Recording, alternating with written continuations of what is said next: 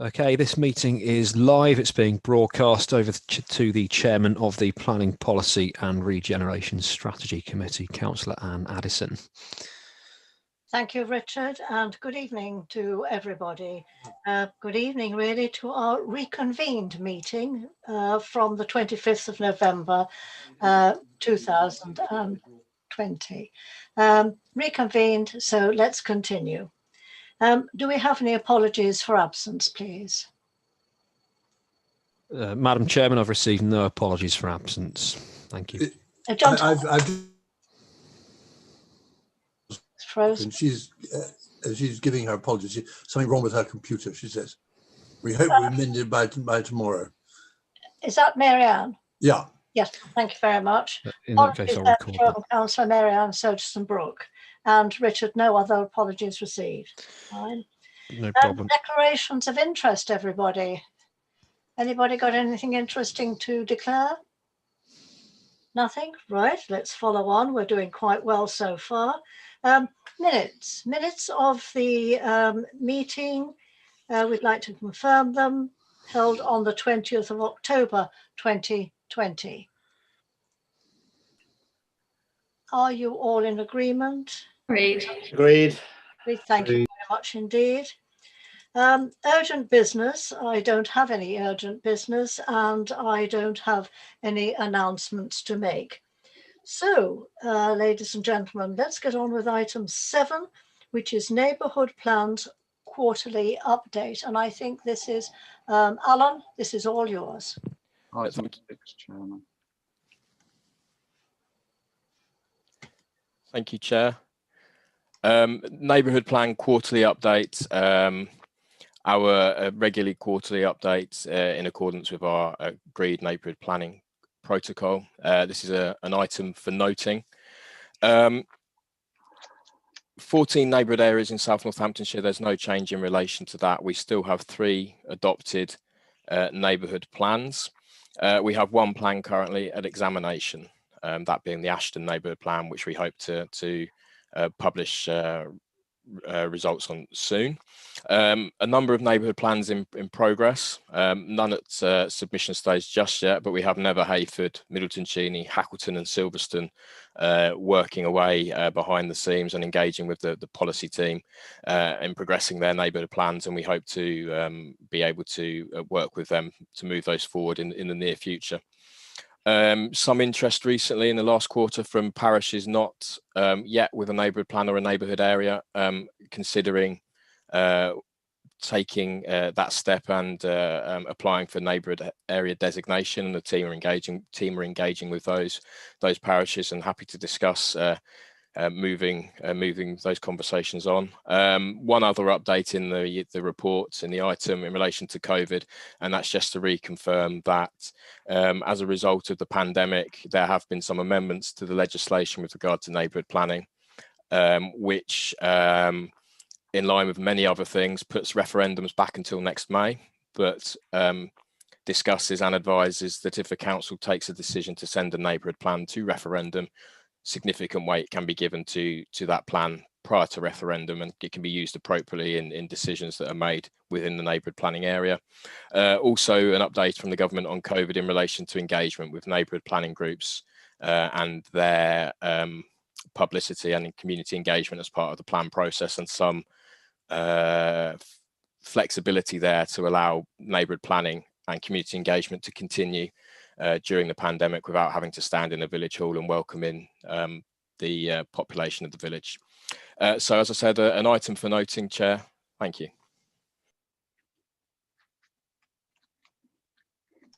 Thank you very much, Alan. Has anybody got anything they would like to say? Any comment they'd like to make on the report and what Alan has just been saying? John Townsend. Sorry. Just to be interesting to know, the ones that are working, I mean, this is all about the progress to making a plan. I mean, is it considered that the ones that are working, I mean, are working well? And are they, how does it impinge on the planning here in South Northamptonshire? They are progressing well. They're engaging with the policy team and taking steps to move forward. Like any local plan or development plan document, it's a number of matters that need to be considered and balanced when producing a neighbourhood plan. So they're working away, looking at site selection, housing figures, environmental appraisals, etc. and making decisions there with the help of the team and independent planning advice. The policies in the neighbourhood plans need to be in conformity with our local plan and the joint core strategy and national planning guidance. So no conflict there in relation to what they're proposing moving forward. So yeah, hopefully we'll be able to report more activity in the next quarterly update in the new year. That's right, John? Yep, fine, that's fine.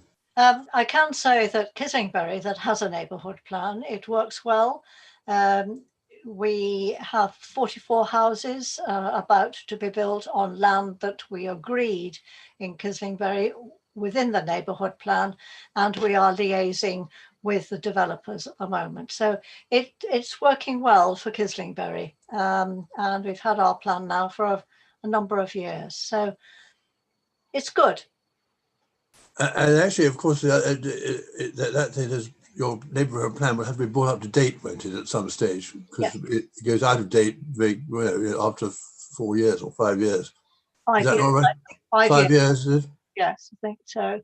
So yes, I think they're already in Kissingbury looking at the travel section at the moment. So, yep, we're Good. on the way. Very, very keen. Anybody else got anything to say? Please. Right.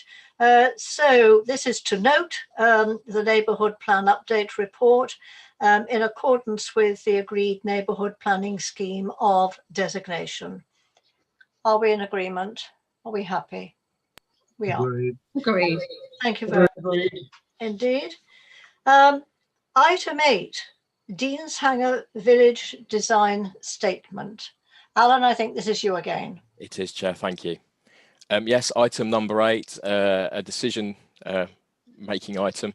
Deanshanger Village Design Statement, much like neighbourhood plannings we've just discussed. The Deanshanger Village Design Statement is a document written and researched by the village of Deanshanger for the village of Deanshanger. It has been produced by a group convened by Deanshanger Parish Council. That's the Deanshanger Village Design Statement Group, I think is the catchy name for that one, but a group convened by the Parish Council working on behalf of the Parish Council, and they've been working on this document for 2 or 3 years now, and this is the culmination of that work. As I say, written by the Parish Council, by the group for the Parish Council, researched by them. It doesn't detail developments, types and locations and quantums of development, but sets out design guidance and characteristics and detailing that needs to be considered in future development of proposals and works which affect Deanshanger Parish. It builds on our own local plan and a design guide, but like a neighbourhood plan is very much local level document for Deanshanger Parish themselves.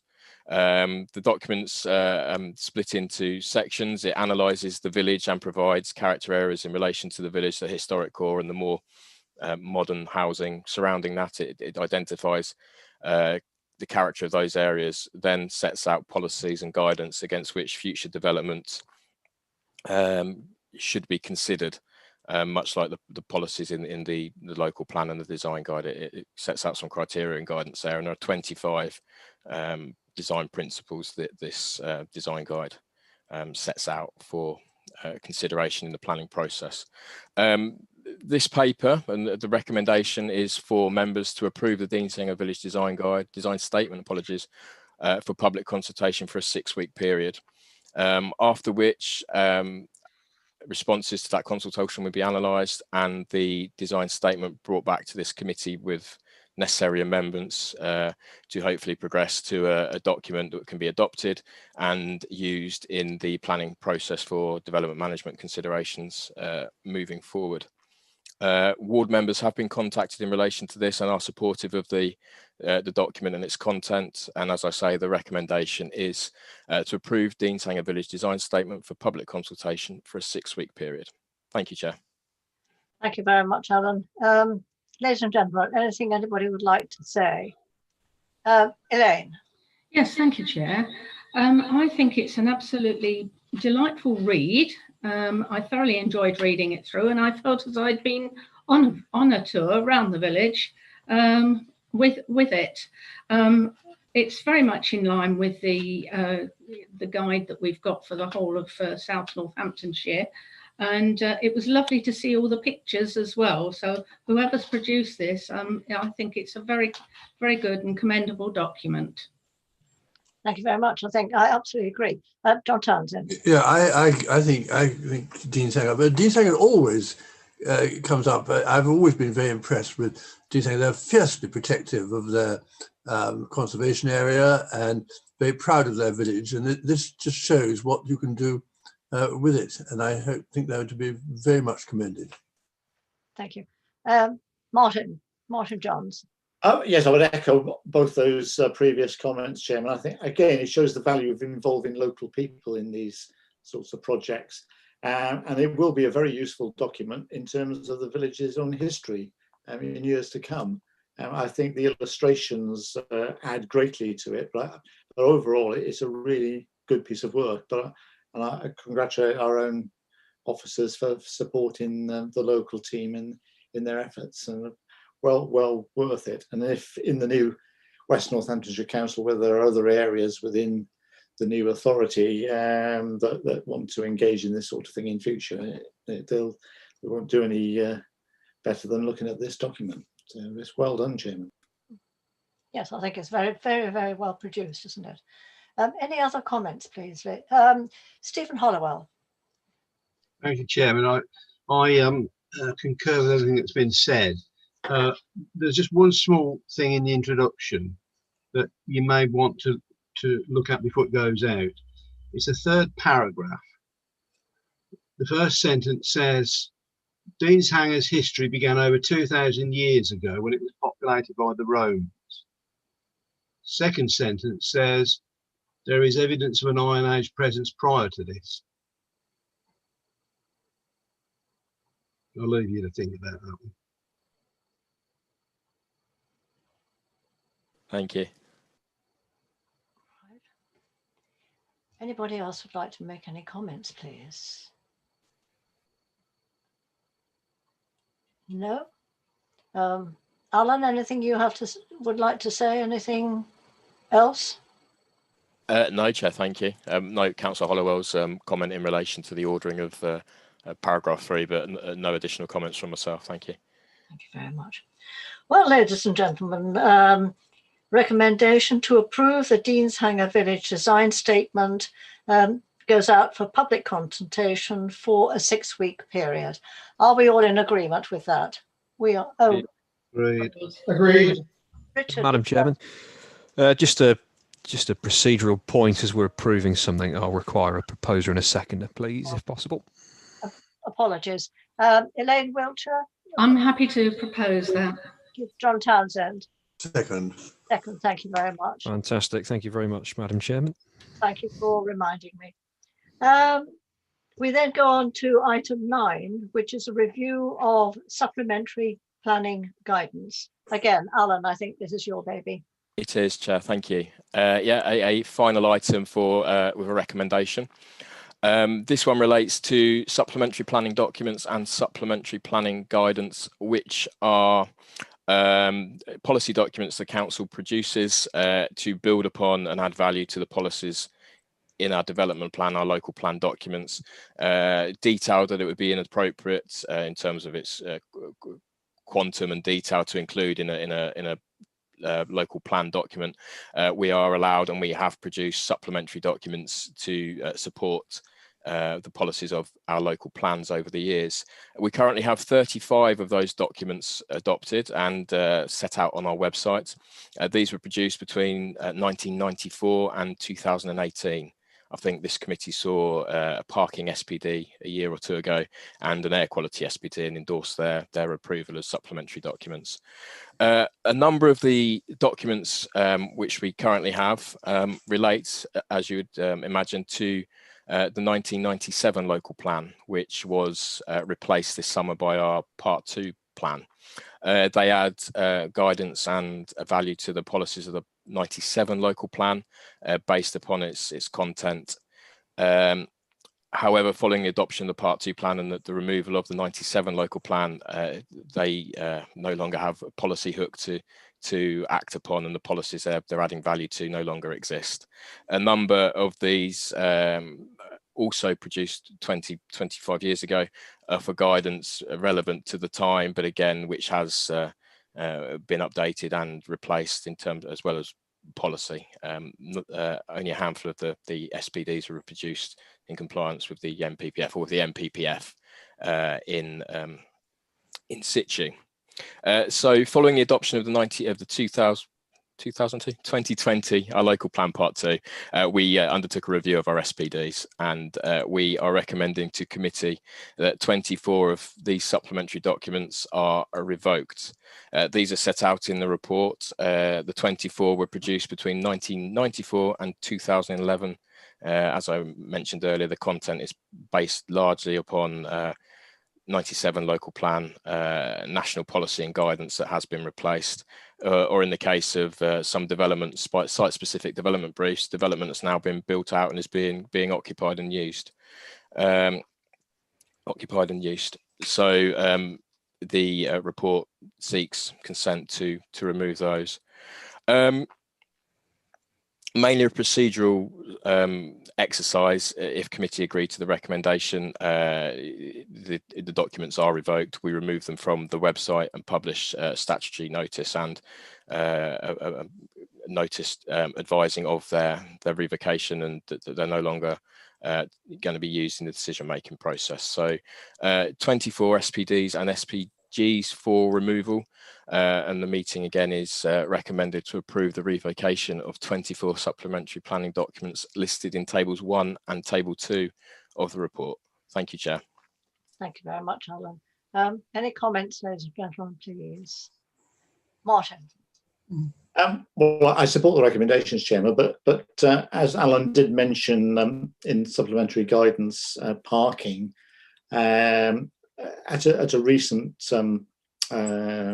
planning application in Middleton Cheney, a number of members were concerned that planning application went ahead for approval with a number of houses with parking spaces of up to 4 cars, one behind the other, and we were rather concerned that this didn't contravene our parking guidance. I wonder whether Alan could comment on whether there is an opportunity to revisit that in some locations. That doesn't seem terribly sensible to me, to have an arrangement where vehicles would enter a road which wasn't particularly safe, with a sort of shuntling around with perhaps 4 cars behind in front of a garage. So I don't know if Alan could comment on that, please, Jim. I think what will happen is they won't park on the driveway, will they? They'll park on the roadside. I think it's quite an important point, actually. When they're going to build houses, we're going to have more houses. People do travel by car, whatever the government want us to do or not to do. And I think we have to have adequate car parking spaces. Alan, I think there's a ruling, isn't there? Like, for example, if you have a 3-bedroomed house, you have to have so many spaces. But tandem parking surely shouldn't be allowed. Yes, I'm not going to embarrass myself by trying to remember the number of parking spaces to the bedrooms of houses as we speak this evening, but certainly the design guide, the parking document we adopted a couple of years ago does set those requirements. it builds upon the county council's own SPD, but adds to that in recognition that we are a rural area of our own characteristics. The document as adopted was entitled, for good reason, Parking Standards and Design. So we have some design criteria in there in relation to how not just numbers and not just sizes of spaces, but how they should be laid out and designed themselves. I don't know the exact details of the case that was mentioned, but I think it would look to try and generally resist the kind of schemes you're describing there. But I don't know the situation of that particular case, I'm afraid. Thank you very much for your help. John Townsend. Well, just following on that, it was quite clear in that application there was three. Whatever it's called. I mean, literally just three, one behind the other. It was a very poor looking bit of planning, and I can't remember. Someone can remind me as to why we weren't able to do much about it, because the policy wasn't right, or. Chairman, that's what we were told at the time, and I think there were several houses with 4 cars in tandem. Yeah, there were two really bad ones. Yes, but so following on from that, I mean, I imagine that the officers have been through this. I mean, these are the efforts of over the years that we've made to ensure that our planning we're in control of events. But of course, as time's moved on, these things, presumably someone's been through each of them, and when the new plans was being made, the thinking from here went into the new plans. Is that right? Is that how we got there? Certainly, we've reviewed the SPDs and SPGs that have been produced this last 20 or so years. Some of the content and thinking you'll notice similar in the design guide that was adopted in late 2017.